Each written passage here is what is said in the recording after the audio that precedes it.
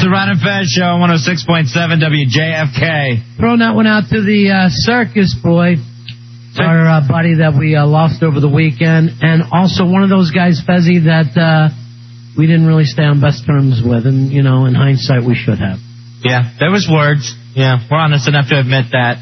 And Circus Boy, we lost him over the weekend. And, Fezzy, you know, you get into this stuff, and how many times does that happen? You know, one of the things that haunts me in my life, one of my really earliest friends, I mean, like, 5 years old. Me and him hung out from, like, 5 years old till, like, 13, 14, almost every day.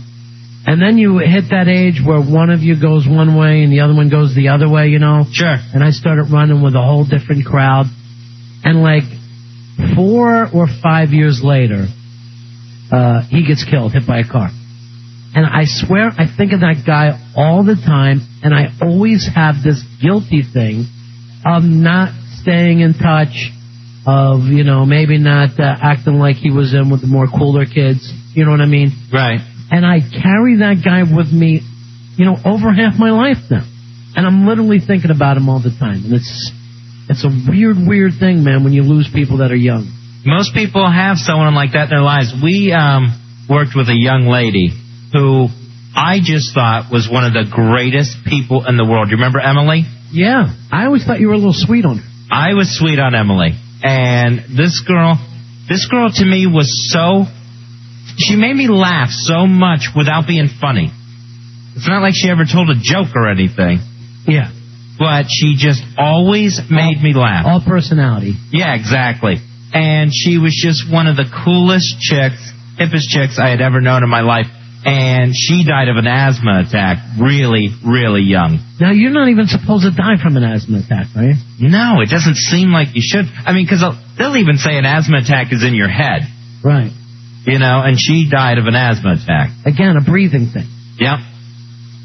So I went to her funeral, and I always think of Emily. Didn't Petty send a message or somebody like that? Yeah, she was a really huge Tom Petty fan, and she would fax him every night at work. Yeah. She would send some fax to him, and he would actually, sometimes he'd write back and stuff. I mean, she was so into Petty and sent him so many things, gifts, letters, emails, faxes, everything. She actually met Petty's wife at the time and became friends with her, and there was this little relationship going on between her and Tom Petty. Now, she could have only been, what, 20, 21 when she died? I think she was a little older. I think she was like maybe 25. Yeah. Really? Yeah. Because she had left the radio station when we knew her, and she had gone out to California and done something out there. But you're right, Tom Petty did send something to the funeral. What a sweet person. She was an absolute sweetheart. One time I touched her inappropriately. Really? Yeah. Just one time? Yeah, but it was all goofing around. But I saw, you know, her expression change, and I went, uh-oh. You know, I thought we were all having fun. But that's the real spot there. That's the real spot. Sure. You know, sure, you can grab ass. But, yeah, see, that's very true. You know who she reminded me of is Chicken later that you became friends with. She really is a lot like Darlene, the chicken. And then you and her kind of picked up the same thing, and I went, finally, he's replacing Emily. And it's mine. But you think of her a lot, huh? I think of her, I think about her probably once a week. You ever think to yourself you would have married her? I don't know if I would have married her because, trust me, she was too cool for me. Yeah. Let's face the facts. You know, Anita Bryant was too cool for you. I mean, if you really... And you know what? That time I threw a pie in her face. You know what? I don't want to get into that thing because what if something happens to you? I want to keep this clean. I don't want to end like... What do you think could happen to me? I mean, anything could happen. Look what we found out over the weekend when we lost the circus boy. Yeah. Well, just keep tabs on me. I'm going to keep... That's what I'm saying. We should keep tabs on each other. Because it's that stuff, like you said, your friend Emily moved away. Yeah. You don't see her. I lost contact with her. Yeah.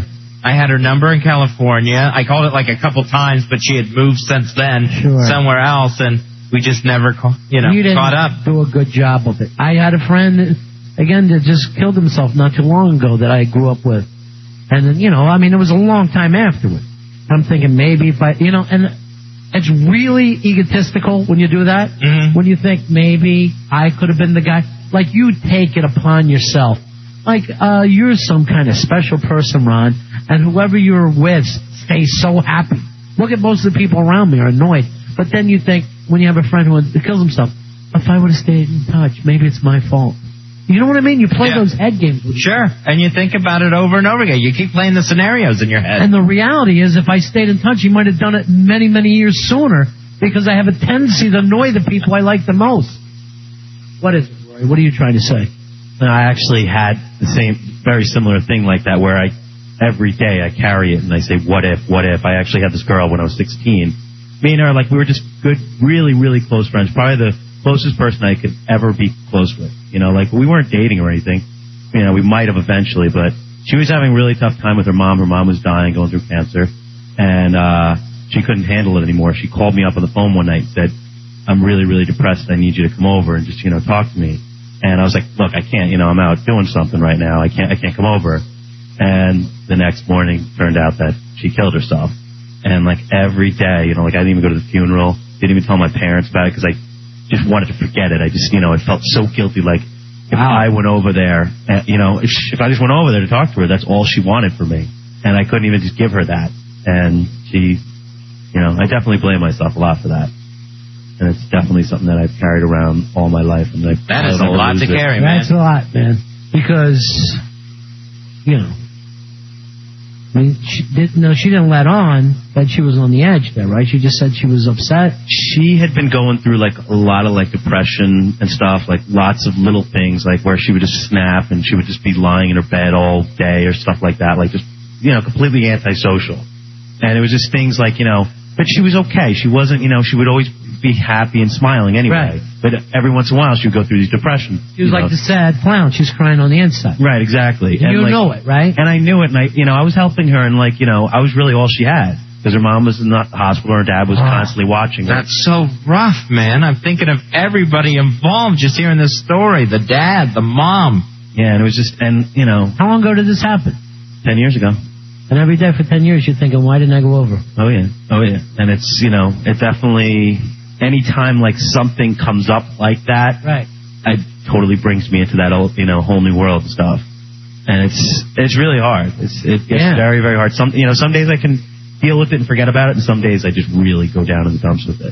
And it's been tough. And do you think that she blames you? Because I don't, I mean, think from now. For where she is. I don't think I was the main reason, yes, if I went over there, she probably would have done it, but who knows, maybe she would have done it another time. Yeah, that's true. Right. I don't think she blames me. Keep telling yourself that, even if it's not true. That might be the thing that keeps you going. That is. I do actually believe that it could have happened. It could have happened. Why are you telling yourself that? No, because it's you feel the guilt, you feel horrible that, she killed herself, but it's something that, you have to tell yourself, look, there's nothing you could have done why don't you tell yourself this? If you would have drove over there that night, maybe you would have hit a kid on a bike. So it could have got worse. You don't know. As drunk as you were. That's true. Yeah, I definitely could have done that, too. Wow, that's a tough one. That's really rough. Yeah, I think I've been dealing with it. Yeah. Well, you're dealing with it better than I would. It was tough for a couple of years right afterwards. Did you go to a funeral? No. I tried. I couldn't. I thought I would just break down and just, lose it. You're supposed to break down at a funeral. Did you think people would see through you? If you went there to that funeral, they would know what happened? Yeah, I actually felt like everyone would, be blaming me. And I completely severed ties. I actually just saw her father, 2 years ago. What was that like? It was he was, I was just at a grocery store and he was there and I got up the nerve just to go over and say hi to him. And he was just like, hey, how you been and stuff, and he looked like crap because his mother, his wife ended up dying. Yeah. And it was just he lost his whole family in 2 years. That whole thing happened. So it was very, very tough for him. But it definitely was very rough for the 2 years afterwards, at least, and still is. That's brutal, man. All right, here's an I am to us. What age does it stop being an extra sad thing because the person was too young? I say you got to be in your 70s. Yeah, that makes sense. Because anything before that, you're still missing a lot of stuff. Right. 60s is too young. 60s is too young because you didn't even get to retire. Right. That's when you're supposed to enjoy being old, if you can. Or at least enjoy not going to work. Sure, there's 5 years before people went, well, at least he got to be 70. But, So, even 71, 72, that's still very young. But then you think to yourself, I know, and you hear about a lot of guys, they're 65. But then you look at this kid like this, like we're talking about the circus boy, he was like 23, 24 years old. And we found out over the weekend that he had died in his sleep. You get nothing. No. You might as well never even start it. That's the way I'm feeling right now. Maybe I'm a little bitter. You have every right to. What do you got for us, Mikey? Well, I could count like 20 right off the bat, that I've known. But the one guy that really affected me was... You're a little good luck charm, aren't you? No, I mean, guys did it to themselves, like, drug overdoses or, car accidents because they were, drunk or whatever. But this guy, I've known since 4th grade. He was one of the wittiest guys. We used to write screenplays together. He used to write to papers and get them the editorials. Wow. And in the 4th grade? That is witty. From 4th to 5th. Dear editor. I may only be in 4th grade, but I know pollution's wrong. Dear highlights, you stink. He used to write to Hustler. When kids write in, they always write, I may only be 11. They all do the same thing. They have to point out that they're young. He was, he was always a weird guy, but he was always like, my persona, part of my persona is because of this guy. He is weird. Yeah. And we always kept in touch. And then when we moved on, when he moved away, we still got together every year to go to the Thanksgiving Day parade. And we went 20 years in a row. Wow. And those first 10 years, we would always see each other. But that maybe somewhere in that 11 to 20 years anniversaries, we only used to see each other about 2-3 times a year. And we made it to the 20th year, and he said to me, this is it. I'm done. I'm never coming back to the thing. And we always used to make that as a joke. But I think he really meant it at that time because... your joke would be, we're not coming back to the parade anymore? Right, this is it. This is the last parade. We're never going to come back again. And why would he say it like that, though? So angry. Well, because that was his thing. That was our thing. We always used to do the same thing. The angry guy. Yeah, right. It was me, him, and this other guy, James. In May of '98, I was working at brokerage house, and my chick called and said, I have bad news for you. And I'm immediately thinking, okay, my mom died because she's in a nursing home. And it was Vic. And I found out that he killed himself. Oh. And the way he killed himself was he got into a car, went into the garage, bought the hose. He still had the receipt from Home Depot and had the hose from the back, the exhaust into the car, and put on the radio, stayed in there, and 4 minutes later he was dead. So, I mean, the one thing that I remember about Vic was one of the last times I saw him, he came over the house just to say hello, and he used to be like a sour guy. He used to be like, but that was his shtick, Right. And I said, okay, get out. I'm having chicken wings. Get the hell out. I want to eat. And that was one of the last things that I probably had said to him. You split a wing with him. It wasn't. How couldn't you have been his wingman? I was for many years. But that day, I think the baby had the baby, my daughter was just about not even 1 year old. She was crying. Helen was cooking. And he no wonder the baby was crying. Tasted that food. And I just said, hey, Vic, listen, I got to have some, I'm going to eat, and I remember speaking to him a couple of weeks later. He goes, you kicked me out of your house without even offering me a chicken wing. And Mikey. That's the way he was. That's how I know that he really didn't mean it. And I really believe in spirits and stuff like that. And I've often said, hey, man, Vic, show me a sign right now. And I swear to you guys, he's shown me signs. It would come like that. Like a wing dropping down from the sky or what? No. Did you drive past the Hooters? He made me quit. When he killed himself and I was working at the brokerage house, I said to myself, you know what, man, this is not worth it. I want to do what I like. I don't want to be stuck in this thing. And Vic, because of what he did, made me realize I got to get out of this. And I know that's the way he was. He actually killed himself because he didn't want to get old. How old was he when he killed himself? He was early 30s.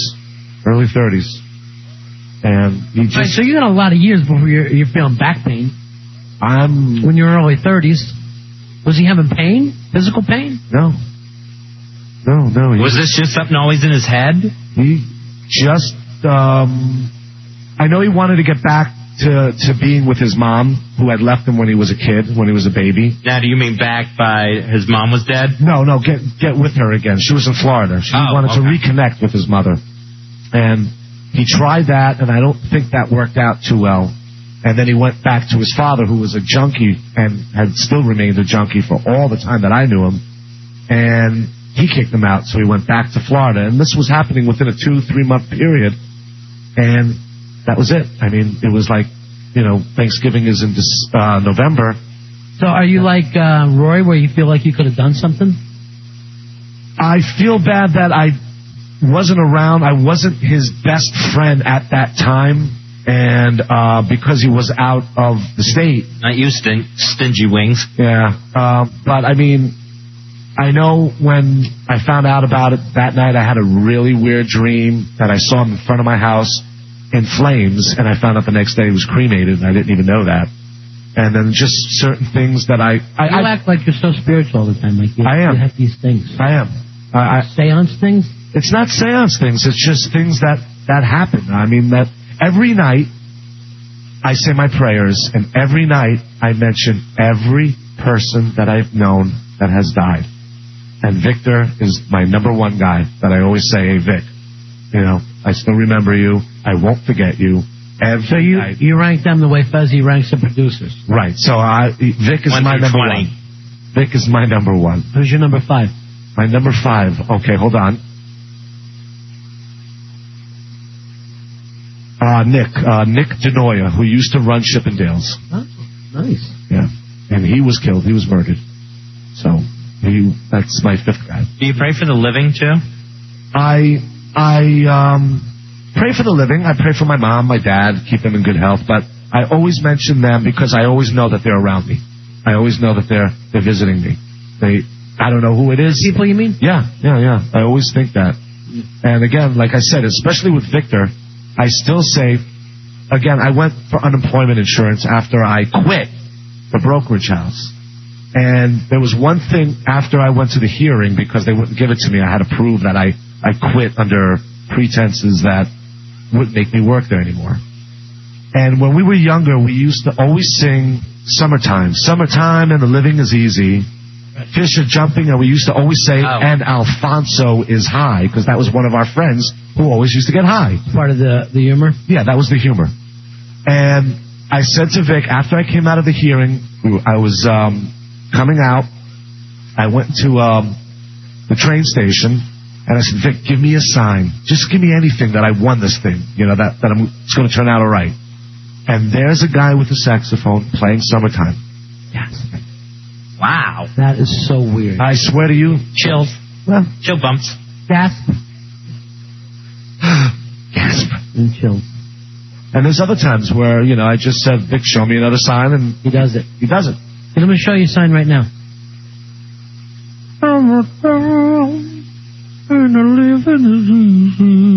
Does anyone else hear that? Try to show us a sign. You do it by accident. Most of the time. I'm going to try to get you to turn off the lights, you big dumb old. Can't you follow anything?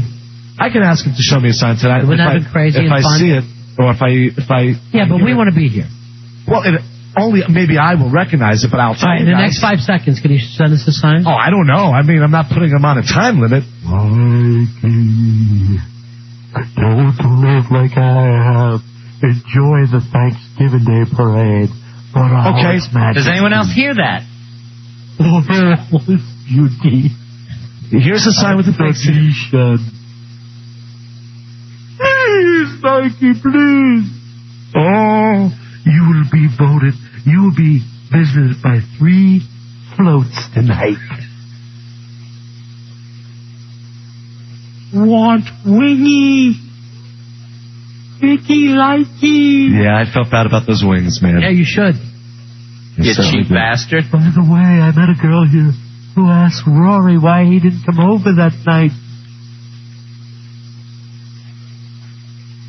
So maybe you saved him at least that 20 years by taking him to the parade. It sounded like you wanted to make that anniversary. He was always a sour guy. I got him a job when I was, working. Let's try to say nice things about him. He's gone now. No, that's okay, because that's the way he was. I mean, there's no problem with that, because I know that's the way he was, and he always used to be sour. That was Victor's way.